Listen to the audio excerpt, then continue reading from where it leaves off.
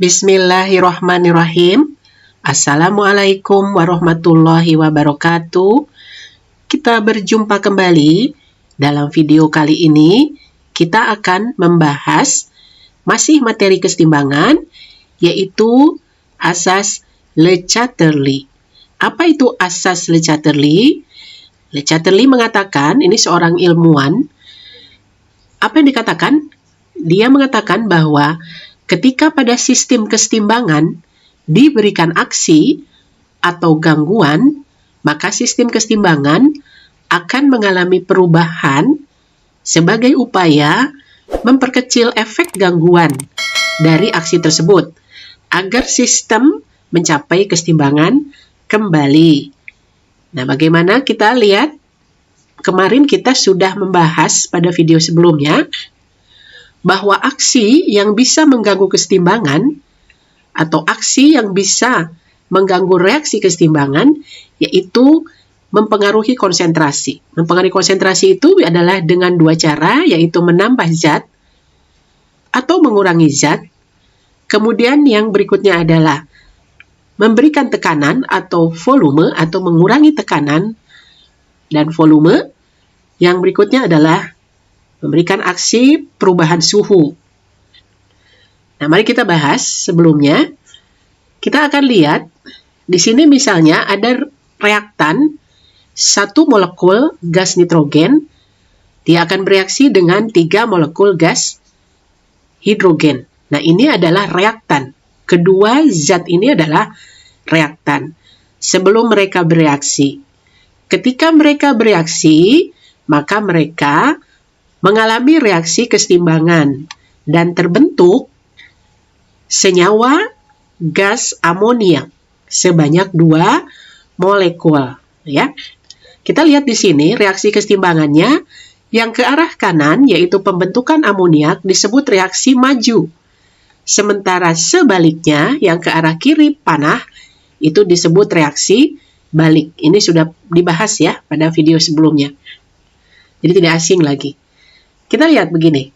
Misalnya kita memiliki partikel-partikel, ini banyak sekali partikel dan tidak semua akan bereaksi, ya. Nah, kita lihat dia akan bereaksi. Nah, kemudian menghasilkan NH3. Kita bisa menentukan harga K tetapan kesetimbangan yaitu melalui rumus konsentrasi produk dibandingkan terhadap konsentrasi reaktan. Produknya adalah amoniak, reaktannya adalah gas nitrogen dan gas hidrogen. Nah, secara umum, K itu dituliskan sebagai konsentrasi produknya NH3 dipangkat dengan koefisiennya. Angka di depan rumus NH3.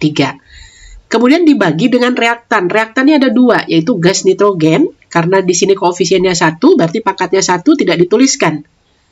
Kemudian dikalikan dengan konsentrasi hidrogen. Di depan hidrogen ada koefisien 3, maka 3 itu menjadi pangkat dari konsentrasi hidrogen. Nah, inilah menuliskan rumus tetapan atau konstanta kesetimbangan, yaitu produk dipangkatkan koefisiennya dibagi dengan konsentrasi reaktan dipangkatkan koefisiennya.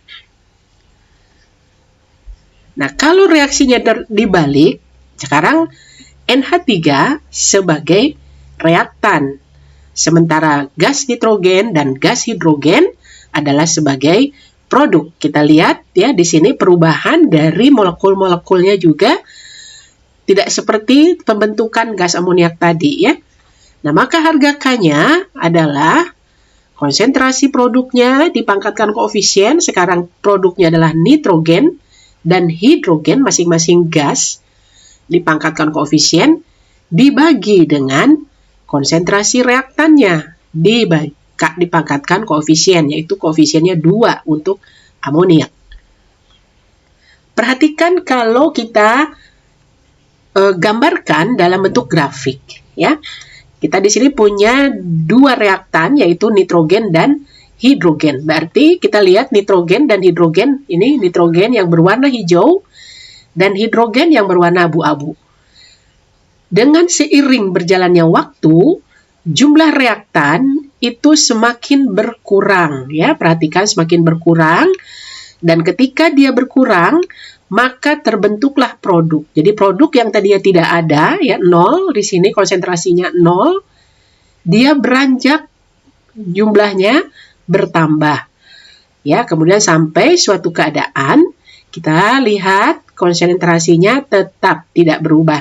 Nah, inilah disebut pada saat setimbang. Harga K-nya yaitu produk dibagi reaktan untuk reaksi pembentukan amoniak sebagai produk, maka K-nya adalah NH3 kuadrat dibagi N2 dikali H2 pangkat 3. Kalau kita gambarkan grafiknya untuk reaksi penguraian amoniak, jadi amoniaknya sekarang sebagai reaktan, perhatikan di sini bahwa N2 dan H2 di awal dia tidak ada.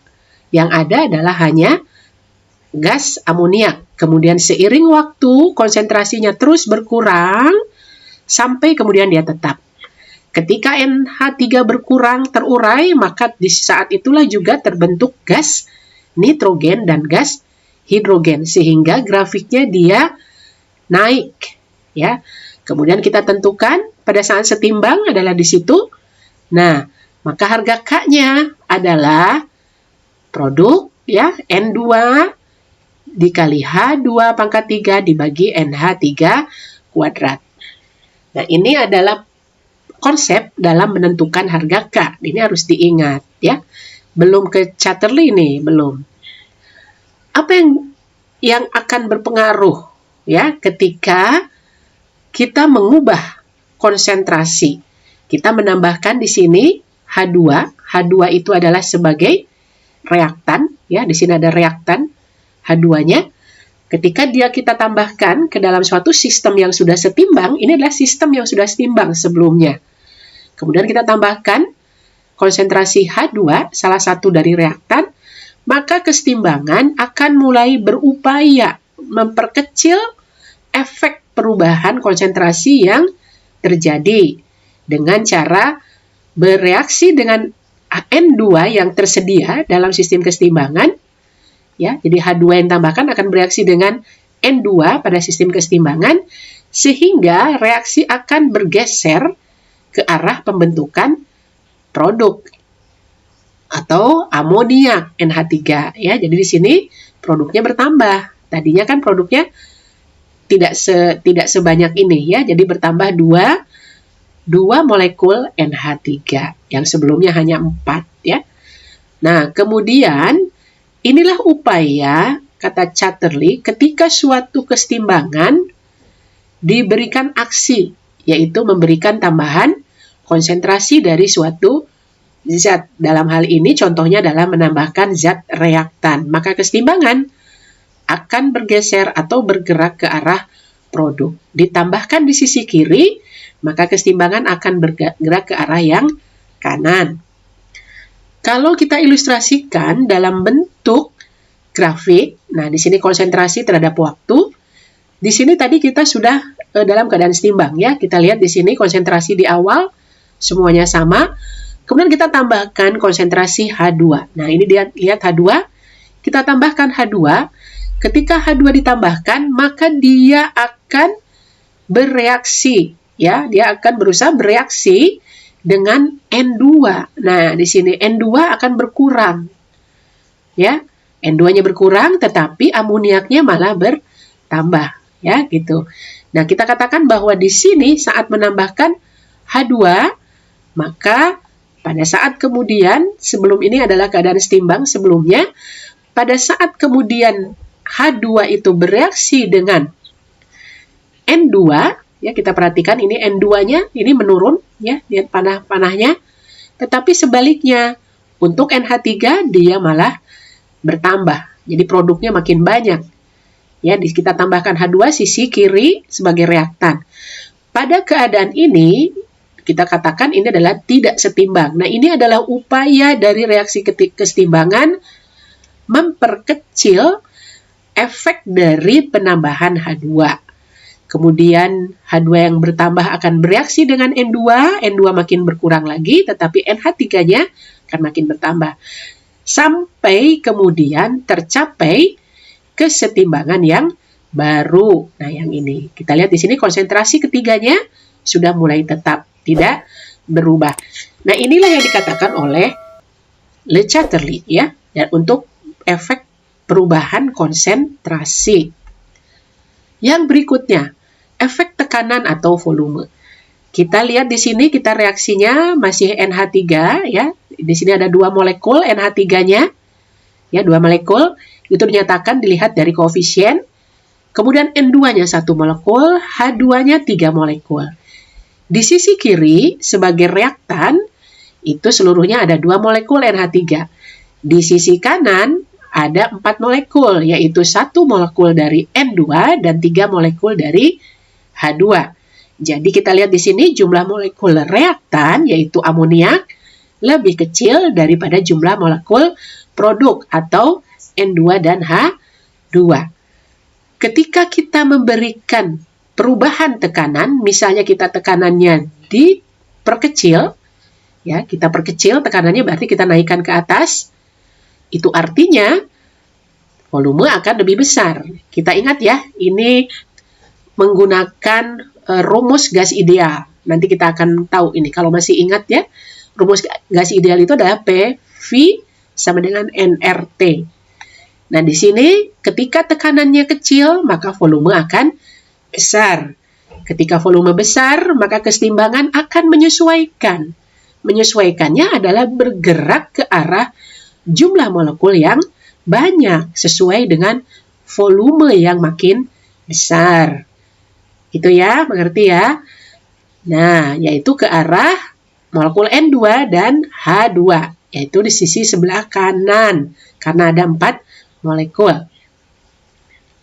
Berikutnya adalah efek suhu. Kita lihat, efek suhu kalau kita naikkan, ya, kita punya reaksi A ditambah B menghasilkan C ditambah D, delta H-nya adalah min X kilojoule.